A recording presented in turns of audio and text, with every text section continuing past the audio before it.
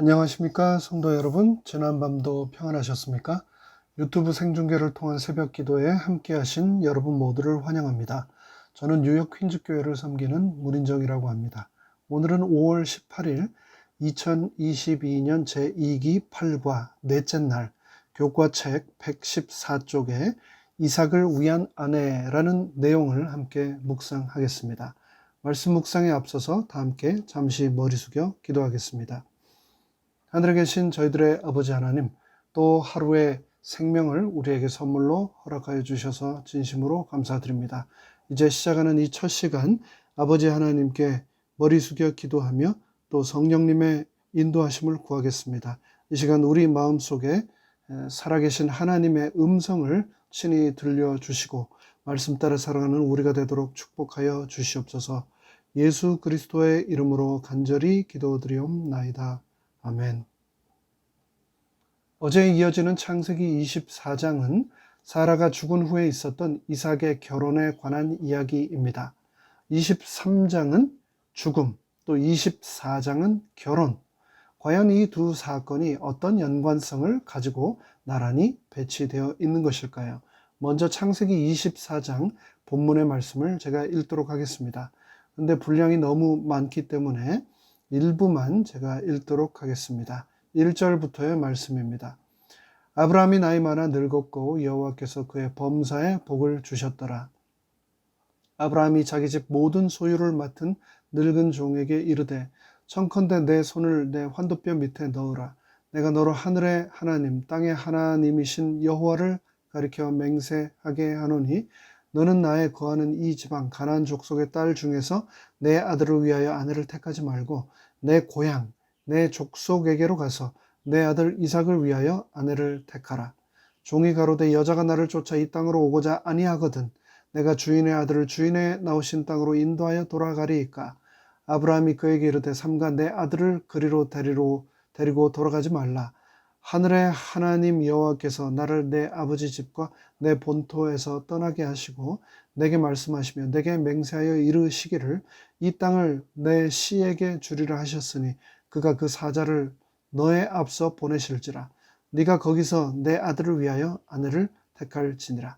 만일 여자가 너를 쫓아오고자 아니하면 나의 이 맹세가 너와 상관이 없나니 오직 내 아들을 데리고 그리로 가지 말라. 종이 이에 주인 아브라함의 환도뼈 아래 손을 넣고 이 일에 대하여 그에게 맹세하였더라. 마지막 67절의 말씀을 읽겠습니다. 이삭이 리브가를 인도하여 모친 사라의 장막으로 들이고 그를 취하여 아내를 삼고 사랑하였으니 이삭이 모친 장사 후에 위로를 얻었더라. 저의 짧은 지난 시간 사역의 순간들을 되돌아보면 참 감사하고 보람된 순간들이 많았는데요. 어린이 사역, 장년 사역, 또 노인 사역뿐 아니라 특별히 청년 사역, 또 청년 사역 중에서도 결혼을 통해 아름다운 재림 가정을 맺는 모습을 바라보는 것은 목회자로서의 가장 큰 축복 중에 하나였습니다. 저는 개인적으로 중매에 그리 달란트를 많이 받은 것 같다라는 생각은 들지 않습니다. 하지만 상황에 의해 필요하다면 항상 나름 최선을 다했습니다. 그런데 대부분의 경우 대상자를 소개할 때 제일 먼저 부탁하는 것이 상대의 사진을 보고 싶다라는 것이었습니다. 첫 인상은 어떤지, 그 외모에 호감이 가는지를 살핀 후 그리고 나서도 관심이 있으면 페이스북이나 다른 SNS를 통해서 서로 개인적으로 연락을 가진 후 관계가 진전되기도 하고 혹은 몇 번의 부담 없던 만남으로 끝나기도 하는 거지요. 그런데 지금이야 그렇지만 지금 이 새벽 교과 방송을 들으시는 대부분의 기성세대 우리 어르신들은 아마도 지금과는 다른 방법으로 현재의 배우자들을 만난 분이 많으시리라 생각합니다. 물론 연애를 통해서 결혼하신 분들도 계시겠지만 많은 경우 부모님 혹은 친지들을 통한 중매를 통해서도 결혼을 많이 하신 것으로 알고 있습니다. 이를 영어로 표현하기를 blind date라고 하지요. 말 그대로 전혀 모르는 사람을 제3자의 소개를 통해서 만난다는 그 자체가 굉장히 부담스러운 이름에도 불구하고 그래도 소개를 하는 분을 믿고서 이런 만남들이 많이 성사되었던 시절이 있었습니다. 오늘의 본문 창세기 24장에서도 성경에서 가장 유명한 한 중매의 스토리가 등장하는데요. 그 이야기를 얼마나 소상히 기록해 놓았는지 모릅니다. 저는 매일 이 교과 해설을 할 때 본문의 성경 말씀을 꼭 최대한 다 읽으려고 합니다. 그런데 오늘 창세기 24장은 너무나 길어서 다 읽을 수가 없었습니다. 총 67절이나 되기 때문입니다. 사라가 죽은 지 3년이 지났고 이삭의 나이는 이제 40이 되었습니다. 그래서 아브라함은 이제 이삭의 결혼을 위해 적극적으로 배우자를 찾는 일을 시작합니다. 인생에 수많은 일들이 있지만 그 중에서도 배우자를 찾는 일, 특별히 자녀의 배우자를 찾는 일은 엄청난 기도와 함께 믿음이 필요되는 일이지요. 이삭의 결혼을 준비함에 있어서 아브라함은 다시 한번 믿음의 조상으로서의 진면모를 우리에게 보여주는데요. 아브라함의 기도에 하나님께서 어떠한 방법으로 응답해 주셨는지 살펴보도록 하겠습니다. 창세기에서 지금까지 많은 이야기들이 있었는데 창세기의 저자는 특별히 이삭의 결혼 이야기를 아주 상세하게 기록하고 있습니다. 창세기의 가장 긴 장이 천지창조나 다른 특별한 사건이 아니라 이삭의 결혼이라는 점을 통해서 결혼이 인생에 있어서 얼마나 중요한 라이프 이벤트인지 기억해야 하겠습니다. 그런데 오늘 이 이야기는 단순히 한 개인의 결혼 이야기를 넘어서 하나님의 섭리와 그분의 인도하심에 대한 아주 중요한 교훈을 우리에게 줍니다. 그리고 동시에 이야기가 진행되면서 자연스럽게 아브라함의 시대가 막을 내리고 이삭의 시대가 시작되고 있음을 알려줍니다. 아브라함에서 이삭으로 이야기가 전환되는 시점이 된 것이죠. 이삭의 아내를 찾아서 가정을 이루게 하는 것이 아브라함의 인생에서 남은 마지막 숙제라 할 수 있는데 그래야 하나님께서 약속하신 축복이 후손들에게 이어질 수 있었기 때문이었습니다. 그래서 아브라함은 그의 종 엘리에셀을 불러서 명령합니다. 아브라함이 자기 집 모든 소유를 맡은 늙은 종에게 이르되 청하건대 내 허벅지 밑에 너의 손을 넣으라. 내가 너에게 하늘의 하나님 땅의 하나님이신 여호와를 가리켜 맹세하게 하노니 너는 내가 거주하는 이 지방 가나안 족속의 딸들 중에서 내 아들을 위하여 아내를 택하지 말고 나의 고향 나의 족속에게로 가서 내 아들 이삭을 위하여 아내를 택하라 라고 명령을 하는 것이죠. 이제 아브라함은 자신의 종을 고향으로 보냅니다. 종이 이 명령을 수행하려면 수천 킬로미터에 달하는 먼 거리를 여행해야 합니다. 그런데 한번 생각해 볼까요? 먼 길을 가느라 고생하는 것은 그렇다 해도 가는 길에 어떤 일이 있을지, 누구를 또 어떤 위험을 만나게 될지도 모르는데 과연 그 길을 간다 한들 그곳에서 과연 어떤 여자가, 어떤 아가씨가 이 늙은 종의 말만 믿고서 낯설고 먼 시집을 오려고 할까요? 여자 입장에서는 자신이 결혼하게 될 신랑을 볼 수도 없습니다. 신랑이 어떤 사람인지도 모르는데 낯설고 먼 곳으로 어떻게 누가 이민을 오려고 하겠습니까? 전화를 할 수 있는 것도 아니고 인터넷이나 SNS를 통해서 정보를 주고받을 수도 없었습니다. 혹시 마음에 안 들면 취소하고 다시 돌아올 수 있는 길도 아닙니다. 한 번 가면 다시는 돌아올 수 없는 길인데 말입니다. 그래서 이 지혜로운 종 엘리에셀은 아브라함에게 제안을 합니다. 그 길을 자기 혼자 가지 않고 이삭을 좀 데리고 갈 수 있겠습니까? 라고 부탁을 하는 것이죠. 그런데 아브라함은 그 제안을 단호하게 거절합니다. 자신의 아들 이삭을 그곳으로 데리고 가지 못하도록 말입니다.